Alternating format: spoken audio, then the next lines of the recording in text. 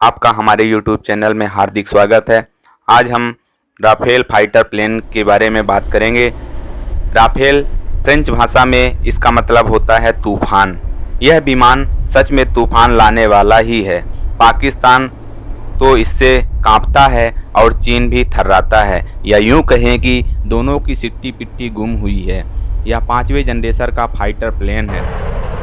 अपनी हवाई सीमाओं की सुरक्षा को चाक चौबंद करने की दिशा में भारत एक कदम और बढ़ गया है, जब रूस से सुखोई विमानों की खरीद के करीब 23 साल बाद नए और अत्याधुनिक 5 राफेल लड़ाकू विमानों का बेड़ा फ्रांस से आज यहाँ देश के सामरिक रूप से महत्वपूर्ण अम्बाला एयरबेस पर पहुँच गया। इन विमानों को के वायुसेना में शामिल होने के बाद देश को आस पड़ोस के प्रतिद्वंदियों की हवाई युद्ध क्षमता पर बढ़त हासिल हो जाएगी। निर्विवाद ट्रैक रिकॉर्ड वाले इन राफेल विमानों को दुनिया के सबसे बेहतरीन लड़ाकू विमानों में से एक माना जाता है। फ्रांस के बोर्दू शहर में स्थित मेरिग्नैक एयरबेस से 7000 किलोमीटर की दूरी तय करके ये विमान आज दोपहर हरियाणा में स्थित अम्बाला एयरबेस पर उतर चुके हैं। राफेल विमानों के भारतीय हवाई क्षेत्र में प्रवेश करने के बाद 2 सुखोई 30 MKI विमानों ने उनकी आगवानी की और उनके साथ उड़ते हुए अम्बाला तक आए।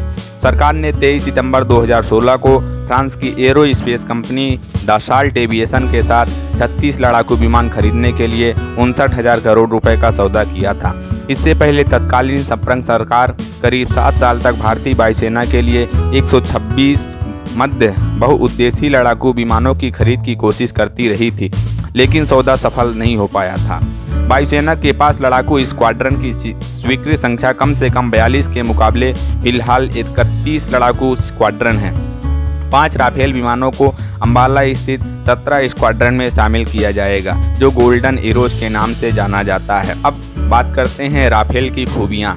राफेल की खूबियाँ, इसमें air to air refuelling system कर सकते हैं। भारतीय वायुसेना के पास फिलहाल इस टक्कर का कोई विमान नहीं है। हथियार, राडार और दूसरे सेंसर, इलेक्ट्रॉनिक वारफेयर क्षमताएं राफेल को दुनिया में सर्वश्रेष्ठ कतार में खड़ी करती है। राफेल की ईंधन क्षमता 17,000 किलोग्राम है। यह 2 इंजन वाला लड़ाकू विमान है।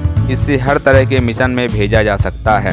इस विमान की स्पीड 2390 किलोमीटर प्रति घंटे और 3700 किलोमीटर तक मारक क्षमता है। लगातार 10 घंटे तक आसमान में दुश्मन के छक्के छुड़ा सकता है। हिलाल अहमद राथर राफेल उड़ाने वाले पहले भारतीय पायलट बने। राफेल विमान की तुलना चाइना के J-20 विमान से लोग कर रहे हैं। लोगों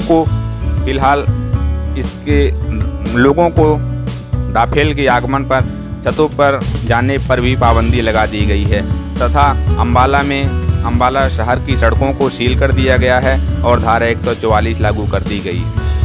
26,000 किलोग्राम तक वजन ले जा सकता है। ये पाकिस्तान की कराची में हमला कर 1 घंटे में तथा चीन के बीजिंग में हमला कर 3 घंटे में वतन वापस आ सकता है। राडार की पकड़ में ना आना भी इसकी एक बहुत बड़ी खूबी है और यह गुपचुप हमला कर वापस अपने अड्डे पर आ सकता है। इसमें मीटियोर मिसाइल भी है। हवा से ज़मीन व हवा से हवा में मार सकने में सक्षम है। इसमें लगी गन 1 मिनट में 125 राउंड फायर कर सकती है। यह 3700 किलोमीटर की रेडियस में दुश्मन को संभलने का मौका तक नहीं देता है। महज 1 मिनट में 60,000 फीट की ऊंचाई पर पहुंच जाता है। यह बेहद छोटे रनवे से भी उड़ान भर सकता है।